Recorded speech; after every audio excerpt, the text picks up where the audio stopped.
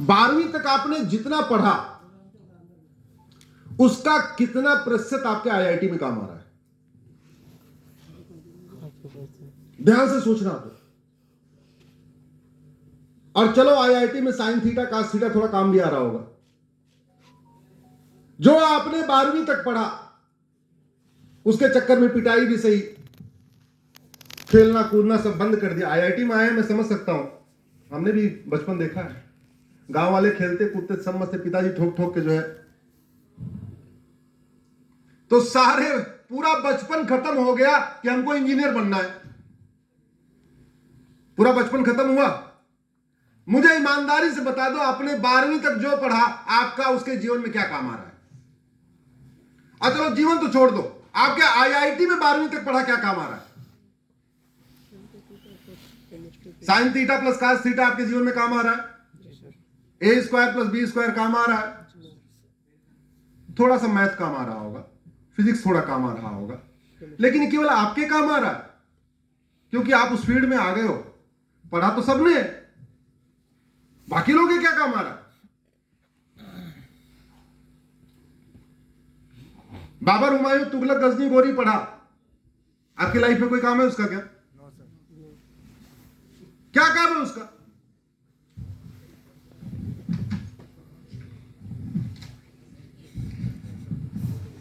जो हमारे काम का था वो हमें पढ़ाया नहीं गया, जिससे वास्तव में भारत का विकास होता, जिसके कारण भारत विश्वगुरु था, जिसके कारण भारत की जीडीपी 40% थी, और बहुत पुरानी नहीं, 2000 साल पहले तक 40% जीडीपी चाणक्य तक था। वो पढ़ाया ही नहीं। 16 संस्कार पढ़ाया क्या आपको? पढ़ाया? 16 संस्कार केवल पंडितों का विषय बना के रख दिया।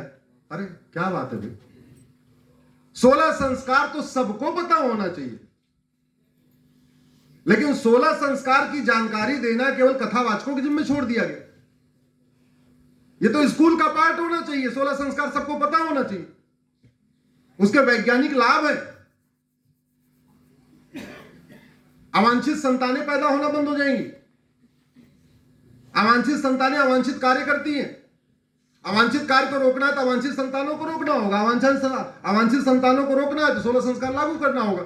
नहीं किया, क्यों? क्योंकि जिससे अवांछित संतानें पैदा होती रहे, अवांछित कार्य होता रहे, तभी तो शांति बनी रहेगी। आपको बाबर, हुमायूं, तुगलक पढ़ा दिया। अच्छा, राइट ब्रदर पढ़ाया कि नहीं पढ़ाया? पढ़ा। वो बंदर इंसान बना, किसने बताया था? डार्विन ने। पढ़ाया नहीं पढ़ाया? इसमें से कितने लोगों के पूर्वज बंदर थे? हाथ उठाइए, हाथ उठाइए। कितने लोगों के पूर्वज बंदर थे? हद कर दिया। सोचो, गुलामी की मानसिकता आप देखो। एक आदमी बोल के चला गया कि हमारे पूर्वज बंदर थे, हमने उसकी बात मान लिया। वेद में साफ साफ लिखा हुआ है, नहीं, बंदर नहीं थे, इंसान ही हमारे पूर्वज भी ऋषि मुनि थे, हमने उसको नहीं माना। और इतनी भी बुद्धि नहीं लगाई कि यार अगर हमारे पूर्वज बंदर थे और पहले बंदर डेवलप हो के पहले 4 पैरों से चलते थे, फिर 2 पैर खड़ा कर लेते थे, फिर यूं खड़े हो जाते थे।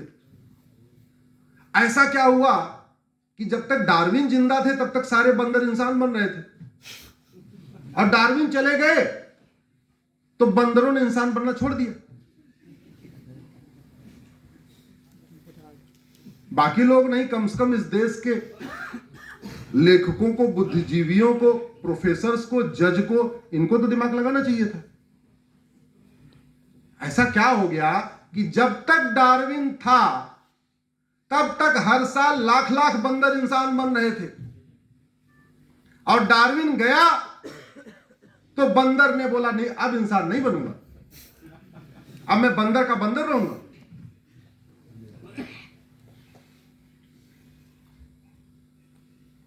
गुलामी की सोच, गुलामी की मानसिकता।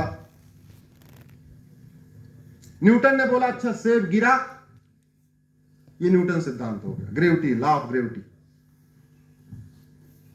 ये जो हम धनुष बाण चलाते हैं वो तुरंत क्यों नहीं गिर जाता, वो काफी दूर जा क्यों गिरता?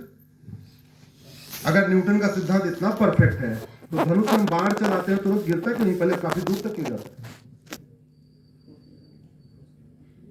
हमें वेद नहीं पढ़ाया, इसलिए हमें समझ में नहीं आया कि न्यूटन से हजारों साल पहले हमारे वेद में लॉ ऑफ ग्रेविटी है।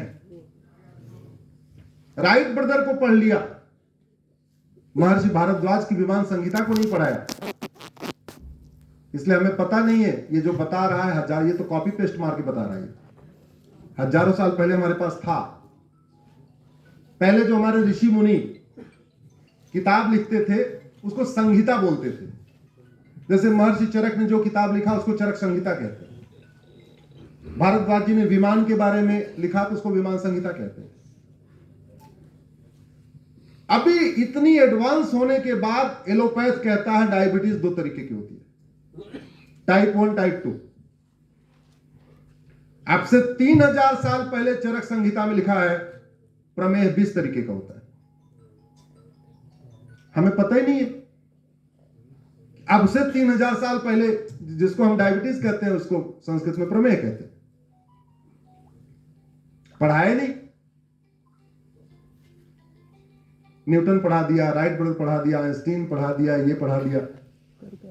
मैं कुछ वैज्ञानिकों का नाम लेता हूं, आप देखना कि हमारा एजुकेशन सिस्टम हुआ क्या। जोर से जरा उत्तर दीजिए। महर्षि अंगिरा को पढ़ाया क्या? याद रखिए, जब मैं महर्षि कह रहा हूं तो मैं सोच रहा हूं साधु सन्यासी का नाम ले रहा हूं। हमारे देश में चाहे वो फिजिशियन थे, चाहे सर्जन थे, चाहे वो इकोनॉमिस्ट थे, चाहे वो जो भी थे, उनको महर्षि कहा जाता था।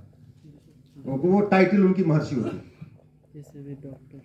महर्षि अक्षुपाद को नहीं पढ़ाया, महर्षि अगस्त को नहीं पढ़ाया, महर्षि अग्निवेश को नहीं पढ़ाया, महर्षि अजातशत्रु नहीं पढ़ाया, महर्षि अत्रि को नहीं पढ़ाया, महर्षि अष्टावक्र को नहीं पढ़ाया, महर्षि अत्रेय नहीं पढ़ाया, महर्षि कर्ण को नहीं पढ़ाया, महर्षि कपिल को नहीं पढ़ाया, महर्षि कश्यप को नहीं पढ़ाया, महर्षि कात्यायन को नहीं पढ़ाया, महर्षि कृपाचार्य नहीं पढ़ाया, महर्षि गर्ग को नहीं पढ़ाया, महर्षि गोभिला नहीं पढ़ाया, महर्षि गौड़पाद नहीं पढ़ाया, महर्षि च्यवन को नहीं पढ़ाया, महर्षि जमदग्नि को नहीं पढ़ाया, महर्षि जैमिनी को नहीं पढ़ाया, महर्षि दत्तात्रेय को नहीं पढ़ाया, महर्षि दधीच को नहीं पढ़ाया, महर्षि केवदेवल को नहीं पढ़ाया, महर्षि धौम्य नहीं पढ़ाया, महर्षि पराशर को नहीं पढ़ाया, महर्षि पुलस्त नहीं पढ़ाया, महर्षि भारद्वाज को नहीं पढ़ाया जिन्होंने विमान संहिता लिखी थी, महर्षि भरूच को नहीं पढ़ाया, महर्षि भृगु को नहीं पढ़ाया, महर्षि गौतम को नहीं पढ़ाया, महर्षि मैत्रायण को नहीं पढ़ाया, महर्षि याज्ञवल्क्य को नहीं पढ़ाया, महर्षि रैक को नहीं पढ़ाया, महर्षि लोमस नहीं पढ़ाया, महर्षि वशिष्ठ नहीं पढ़ाया, महर्षि वात्सायन नहीं पढ़ाया, महर्षि वामदेव नहीं पढ़ाया, महर्षि वाल्मीकि नहीं पढ़ाया, महर्षि विश्रवा नहीं पढ़ाया, महर्षि व्यास को नहीं पढ़ाया, महर्षि सर्वभंग नहीं पढ़ाया, महर्षि सुखदेव को नहीं पढ़ाया, महर्षि शुक्राचार्य नहीं पढ़ाया, महर्षि सत्यकाम को नहीं पढ़ाया, महर्षि जाबाल को नहीं पढ़ाया, महर्षि सुतीश नहीं पढ़ाया, महर्षि सुमंत नहीं पढ़ाया, महर्षि मरीच को नहीं पढ़ाया, महर्षि अंगिरस को नहीं पढ़ाया,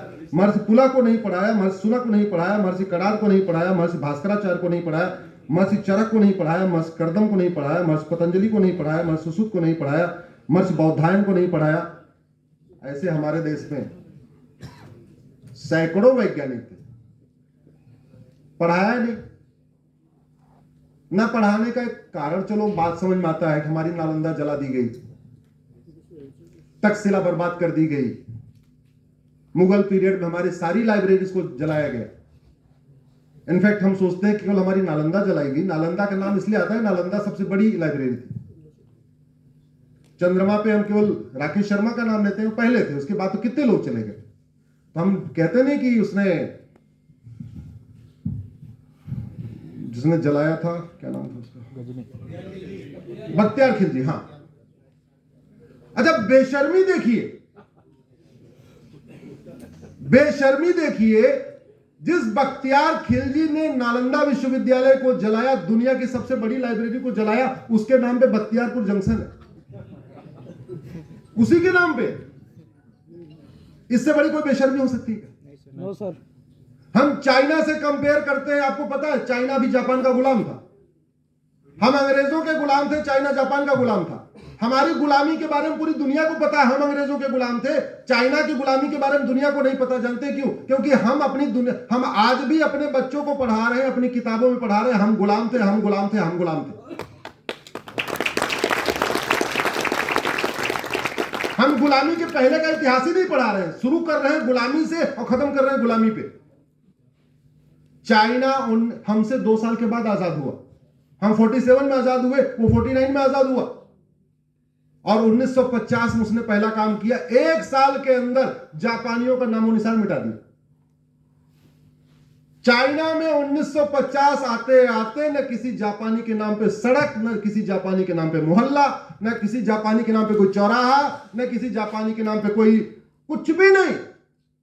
अपनी सिलेबस करिकुलम से उसने जापान का नामो निशान मिटा दिया।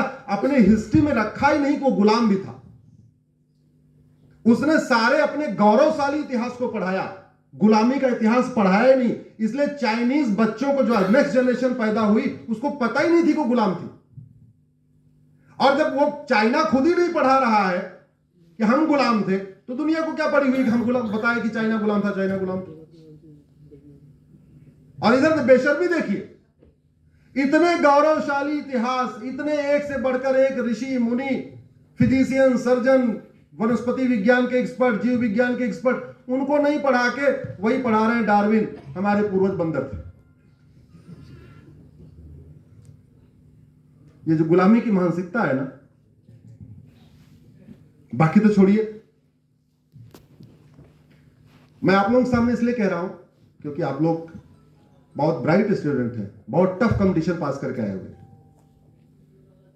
भारत का सबसे टफ कंपटीशन होता है आईआईटी का, जिसको आप क्वालिफाई करके आए हुए। बाकी तो छोड़िए, हमारे देश की राजधानी में कभी दिल्ली गए क्या आप लोग? दिल्ली में इंडिया गेट का चक्कर लगाइए। Babar road, Tughlaq road, Lodhi road, Lodhi park, Lodhi colony, जिनके नाम पे दिल्ली में सड़क मोहल्ले हैं, उनका दिल्ली से कोई लेना देना नहीं। इतिहास कहता है, हस्तिनापुर के विभाजन के समय खांडव प्रस्थ युधिष्ठिर को मिला। युधिष्ठिर ने अपने 5 भाइयों और अपनी सेना के सहयोग से खांडव प्रस्थ को डेवलप किया। जंगल एरिया था, उसको पूरा डेवलप किया, डेवलप करके उसको इंद्रप्रस्थ बनाया। लिखा हुआ है साफ साफ। जिस दिल्ली को युधिष्ठिर ने बसाया अपने परिवार के सबके सहयोग से, आपको ये जान के आश्चर्य होगा, उस दिल्ली में युधिष्ठिर रोड नहीं है, भीम रोड नहीं है, नकुल रोड नहीं है, सहदेव रोड नहीं है, कुंती रोड नहीं है, माद्री रोड नहीं है, अभिमन्यु रोड नहीं है। उनके परिवार के नाम पे एक भी सड़क मोहल्ला गली नहीं है।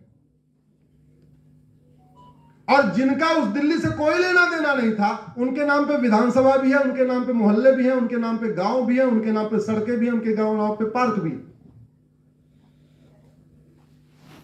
सबसे बड़ी बेशर्मी है कि अकबर रोड पे बहुत सारे संसद विधायक मंत्री रहते, बाबर रोड पे बहुत सारे संसद विधायक मंत्री रहते। एक बहुत बड़ी पॉलिटिकल पार्टी, भारत की सबसे पुरानी पॉलिटिकल पार्टी का ऑफिस ही अकबर रोड पे है।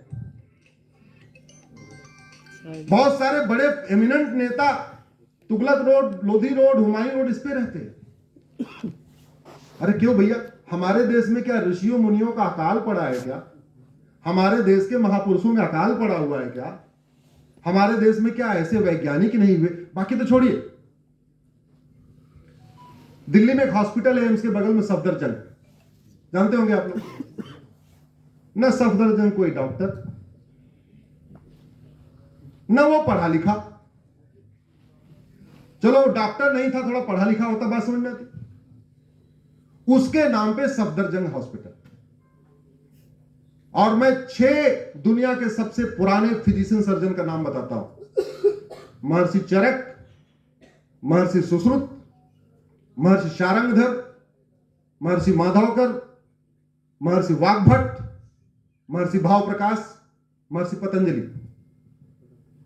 दिल्ली में इन 6 दुनिया के सबसे प्रोमिनेंट फिजिशियन सर्जन के नाम पे एक भी हॉस्पिटल नहीं है। दिल्ली में छोड़ दीजिए, पूरे भारत में नहीं। मैंने एक पीआईएल फाइल किया, अभी चल रही है कोर्ट में, सरकार को नोटिस हुआ है, सरकार ने उसके बाद एक कमेटी बनाई है, नीति आयोग ने कमेटी बनाई।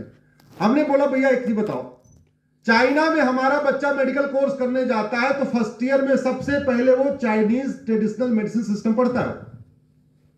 आपके जानने वाला अगर कोई हो चाइना में जो मेडिकल कोर्स करने गया, उससे पूछना, वो फर्स्ट ईयर में एलोपैथी नहीं पढ़ता, चाइना अपने यहां कोई भी मेडिकल कोर्स करने आएगा, सबसे पहला अपना चाइनीज ट्रेडिशनल मेडिकल सिस्टम पढ़ाता है। हमारे यहां वैसे भी देखिए, आप इंजीनियरिंग के छात्र हैं, फर्स्ट ईयर में सबका सिलेबस कॉमन होता है कि नहीं होता? आप चाहे बाद में किसी भी ब्रांच से करिए, एमबीए करिए, आप मार्केटिंग से करिए, सेल्स से करिए, किसी से करिए, फर्स्ट ईयर कॉमन है। लॉ करिए, आपको बाद में कोई सा वकील बनना हो, सिविल बनना हो, क्रिमिनल बनना, कॉर्पोरेट बनना, कोई सा बनना हो, फर्स्ट ईयर कॉमन है। लेकिन मेडिसिन में, मेडिकल में फर्स्ट ईयर भी कॉमन नहीं है। केवल आयुर्वेद वाले महर्षि चरक को पढ़ते हैं, सुश्रुत को पढ़ते हैं, वाग्भट को पढ़ते हैं, पतंजलि को पढ़ते हैं, बाकी लोग पढ़ते ही नहीं। तो मैंने पीआईएल फाइल किया कि कम से कम फर्स्ट ईयर कॉमन कर दीजिए। फर्स्ट ईयर में महर्षि चरक, सुश्रुत, वाग्भट, भाव प्रकाश इनको पढ़ाइए, पतंजलि को पढ़ाइए, क्योंकि prevention is better than cure. ये जो विदेशी मेडिसिन सिस्टम है ये क्योर पे काम करती है, जो भारतीय मेडिसिन सिस्टम है वो प्रिवेंशन पे काम करता है। और वो मैंने पीआईएल इसलिए किया क्योंकि हमारे घर में एक व्यक्तिगत मुझे अनुभव हुआ। मेरी ज्यादातर पीआईएल व्यक्तिगत अनुभव के बाद है, या तो कोई मित्र बताता है, कोई रियल हमें स्टोरी बताता है, कई बार मेरी पत्नी बता देती है कोई रियल स्टोरी। हमारे पिताजी काम चल नहीं पा रहे थे, उनके दोनों घुटने खराब हो गए। मैंने एम्स में दिखाया, क्योंकि सही बात को कहने में कोई दिक्कत नहीं है, ऑन रिकॉर्ड जाना